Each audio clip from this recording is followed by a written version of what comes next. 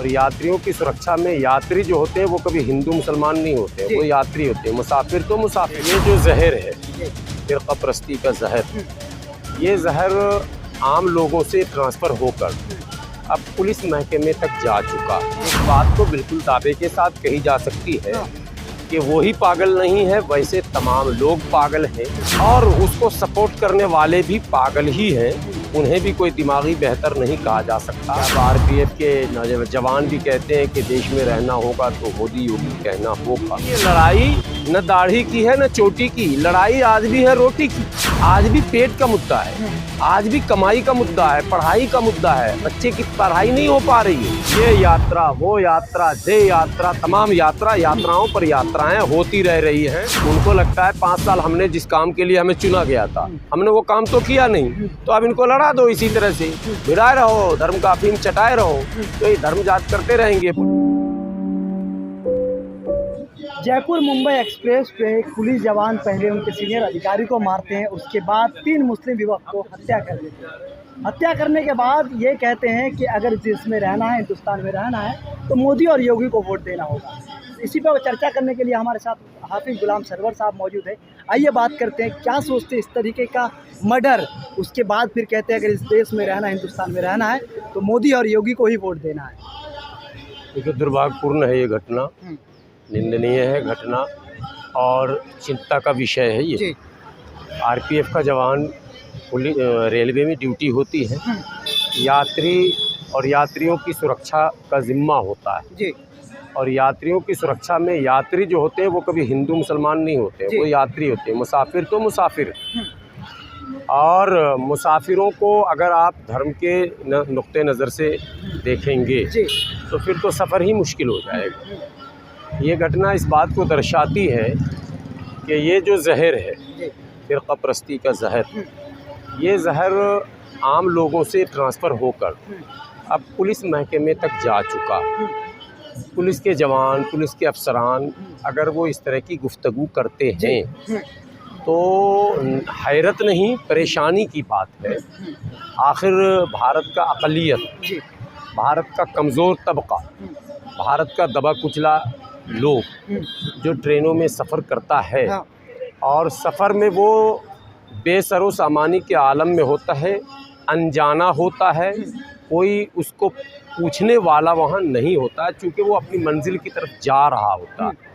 ऐसे में अगर कोई मज़हब की बुनियाद पर या किसी और बुनियाद पर इस तरह के लफ्ज़ों का इस्तेमाल करते हुए, और ख़ास करके मुल्क के वज़ीर-ए-आज़म का नाम लेकर या फिर किसी और नेता का नाम लेकर अगर ऐसा करता है तो ये और भी काबिल एतराज़ है और भी अति निंदनीय है और भी चिंता का विषय है। क्या मौजूदा सरकारों तक ये बात उसको ये घोषित कर रहे हैं कि वो पागल है, दिमागी तौर पे नहीं।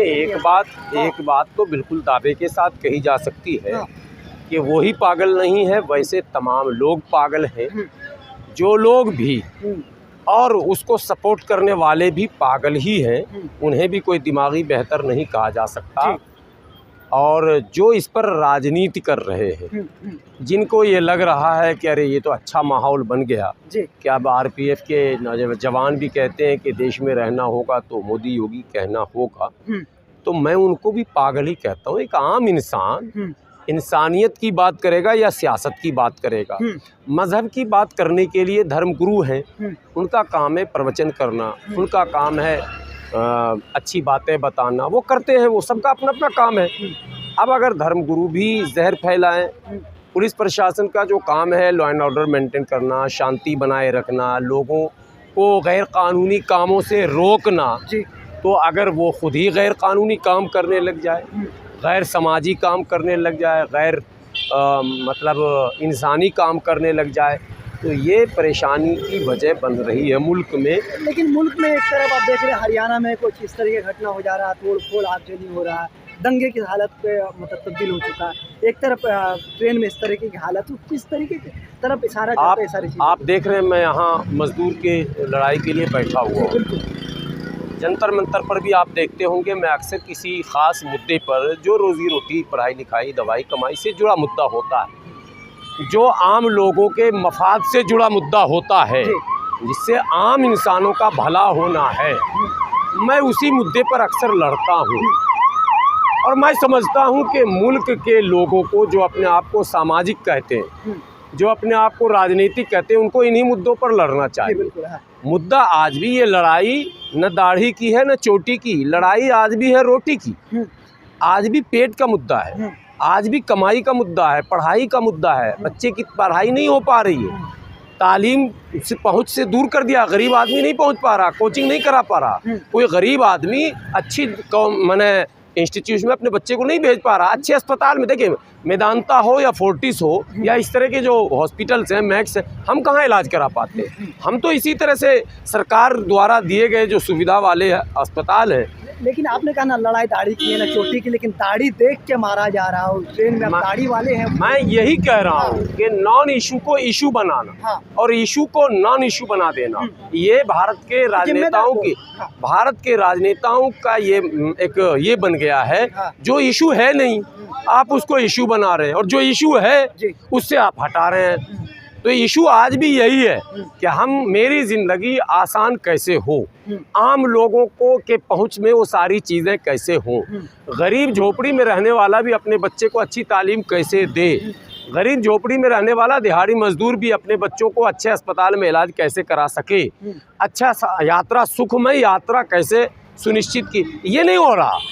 इन बातों से मोड़ने के लिए ये यात्रा, वो यात्रा, दे यात्रा, तमाम यात्राओं पर यात्राएं होती रह रही हैं, तमाम यात्राएं होती रह रही हैं और इश्यूज से मामले को लगातार हटाया जा रहा है। आए दिन ये सारी चीज़ें आ रही, इसकी जिम्मेदार किसको ठहरते हैं? पॉलिटिशियन है, उनको मज़ा आ रहा है इसमें, पॉलिटिशियन को मज़ा आ रहा है, इसलिए पॉलिटिशियन इस तरह की हरकत करते हैं। उनको लगता है 5 साल हमने जिस काम के लिए हमें चुना गया था, हमने वो काम तो किया नहीं, तो अब इनको लड़ा दो, इसी तरह से भिड़ाए रहो, धर्म का अफीम चटाए रहो, तो ये धर्म जात करते रहेंगे। पॉलिटिशियन तो फ्री हो गए ना मज़े। अब उनको जो 5 साल का हिसाब लेना, सड़कें तुमने कितनी बनाई कौन पूछेगा, नौकरियाँ कितनी थी कौन पूछेगा, तुमने साफ़ सफाई का काम कितना किया कौन पूछेगा।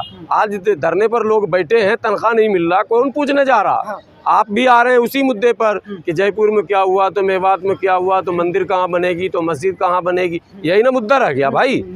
नहीं तो कुछ लोग बचा रहे हैं, उसको कह रहे कि दिमागी संतुलन खो बैठा था इसलिए वो ऐसे नहीं, केवल वो नहीं खो बैठा था। मैं कहता हूँ जो लोग भी दंगा फसाद को बढ़ावा देते हैं मैं उनको पागल मानता हूँ। असामाजिक तत्व है वो गुंडे हैं, मवाली हैं, पागल हैं, वो समाज के दुश्मन हैं, देश के दुश्मन हैं, धर्म के दुश्मन हैं, संविधान के दुश्मन हैं, मानवता के दुश्मन हैं। कैसे खत्म होगा सर? खत्म यही तो कह रहा हूँ कि मुद्दों पर राजनेताओं को बाध्य करना होगा कि आप मुद्दे की बात कीजिए, आप रोजी रोटी की बात कीजिए। आपने चुनाव में वायदा किया नौकरी का, तो नौकरी की बात कीजिए। आपने वादा किया अच्छे सड़क का, तो सड़क की बात कीजिए।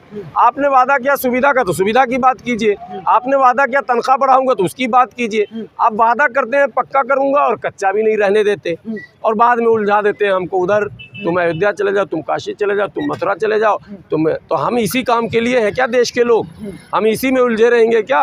तो हमारे बाल बच्चों का क्या होगा? तो इन मवालियों से, इन असामाजिक तत्वों से, इन असंवैधानिक लोगों से, इन मानवता के दुश्मनों से यही आप पूछिए कि भैया तुम्हारे भी बाल बच्चे हैं या नहीं है? तुम अपने बच्चों को पढ़ाना चाहते हो नहीं पढ़ाना चाहते, मुख्य धारा से जोड़ना चाहते हो नहीं जोड़ना चाहते हो? राजनेता जो हैं, MP MLA मिनिस्टर, उनके बच्चे हैं क्या इन दंगे फसाद में, मंदिर मस्जिद में? राजनेता के बच्चे हैं क्या? ये भी तो आप जानिए। केजरीवाल का बेटा है, अमित शाह जी का बेटा है, मोदी जी का कोई रिश्तेदार है? किसका है? कोई राहुल गांधी का कोई रिश्तेदार है? कोई नहीं है।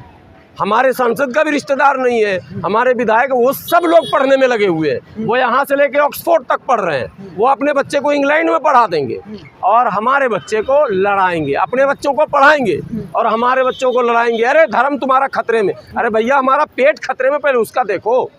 नहीं तुम्हारा धर्म खतरे में है, पहले तुम चलो, पहले अब्दुल को सीधा करो, पहले ये करो, पहले वो करो, भाई वो पूरा उलझा के रखना है। ये इनके स्ट्रेटेजी है पॉलिटिकल, ये नेगेटिव पॉलिटिक्स का नतीजा है। इस पर विराम लगाने के लिए आम लोगों को सामने आना होगा। मैंने आपको वोट दिया है अपने मसाइल के हल के लिए। हमारी समस्याएं जस की तस हैं और आप हमको उलझाए जा रहे हो। पहले ये बताओ जो वायदा हमसे आपने किया था वो पूरा आपने किया नहीं। ये जब तक लोगों में नहीं जगेगा। जाते जाते आखिरी सवाल, क्या ये सारी चीज़ें अभी जो हो रहा है, आप देख लीजिए हरियाणा में देख लीजिए या फिर जयपुर एक्सप्रेस पे देख लीजिए, क्या 2000 की तैयारी, क्योंकि कुछ लोग कह रहे हैं कि 2000 की तैयारी 2024 की तैयारी है सर। मतलब क्या मुद्दा ये होगा हिंदू मुसलमान? हाँ। मुद्दा होगा लाठी तलवार मारा मारी?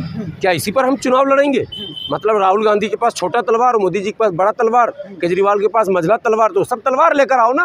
भाषण तो करने आते हो माला पहनकर, भाषण तो करने आते हो भाइयों बहनों प्यार की बात कर रहे हो, 2 करोड़ नौकरी दूंगा, सबको पक्का कर दूंगा, सबको मतलब ये सुविधा दूंगा, बस फ्री रहेगा, पानी फ्री रहेगा, बिजली फ्री। तो जिस मुद्दे पर आप चुनाव में आते हो उसी मुद्दे पर फिर आओ ना। ये क्यों कर रहे हो 2024 की तैयारी? मतलब खून खराबा करके चुनाव होगा क्या? हम भारतीय लोकतंत्र में रहते हैं। तेज हो चुका है ना मामला, देख रहे होंगे पहले से तेज हो चुका है सारी बातें। ये होता रहेगा। देखिए बड़ा देश है, राजनेता बेईमान है, राजनेता वादा खिलाफ है, इसलिए इस तरह का माहौल बनवाते हैं। वो सोचते हैं कि तात्कालिक लाभ होगा, लेकिन जनता को ये समझना होगा हमारा मुद्दा आज भी रोजी रोटी, पढ़ाई लिखाई, दवाई कमाई, सड़क, बिजली, पानी, ये मुद्दा है हमारा। अच्छी शिक्षा, अच्छा स्वास्थ्य, अच्छी तनख्वाह, उज्जवल भविष्य, हम इन मुद्दों को सेंटर पर लाकर बात करेंगे। हिंदू मुसलमान मुद्दा नहीं, यहीं रहना सबको। हमारे पड़ोस में जो हिंदू है वही पहले हमें काम आएगा, ये पहले समझना बात में। तो हम ये मुद्दा ही नहीं हमारा, इस मुद्दे को ज़बरदस्ती लादा जा रहा। ठीक है, जब अदालतें हैं, जब थाने हैं, जब कानून है, तो फिर झगड़ा क्या? झगड़ा तो भाई भाई में भी होता है। उस झगड़े को आप मुद्दा थोड़ा ना बनाते हैं। एक माँ बाप के 2 बेटे में भी होता है, ये मानव प्रवृत्ति है, लेकिन उसको आप इशू नहीं बना सकते। वो एक दायरा है उसका, आप दायरे को लिमिट कर देते हैं, अनलिमिट कर देते हैं। पूरी दुनिया हमारे ये हो गया, उसी में पाकिस्तान को घुसेड़ दिया, उसी में चीन को घुसेड़ दिया, उसी में माने 10-20 संगठनों को इसी में उलझा कर रख दिया। और टीवी चैनल वाले अब इतने प्रदर्शन धरना हो रहे हैं, और अभी तक बुला रहा मंदिर मस्जिद पे डिबेट करना, 50 फ़ोन कर दिया। उसको मंदिर मस्जिद पे डिबेट चाहिए। अरे भैया डिबेट क्या, अगर कोई डिस्प्यूट है, चाहे हिस्टोरिकल डिस्प्यूट हो, सोशल डिस्प्यूट हो या लीगल डिस्प्यूट हो, हमारे पास व्यवस्था है ना, निचली अदालत से लेकर सुप्रीम कोर्ट तक है। आप जाइए, दोनों पक्ष जाइए, हज़ारों लोग गए हुए हैं। हमारा इस ज़मीन की अगर लड़ाई होगी हमारे पड़ोसी से, और पड़ोसी हिंदू है और हम मुसलमान हैं, तो वो लड़ाई हिंदू मुसलमान की नहीं है, वो ज़मीन की है। वो हमारे पड़ोसी से है हमारी, वो भी अपने कागज़ लेकर जाएगा, मैं भी अपने कागज़ लेकर जाऊंगा। ये नियम है। आप उसको हिंदू मुसलमान कर देते हैं, आप उसको जाति में बांट देते हैं, आप उसको बिहारी यूपी कर देंगे, आप उसको क्षेत्र कर देंगे, आप उसको भाषा कर देंगे। ये नहीं होना चाहिए। चलिए बहुत शुक्रिया।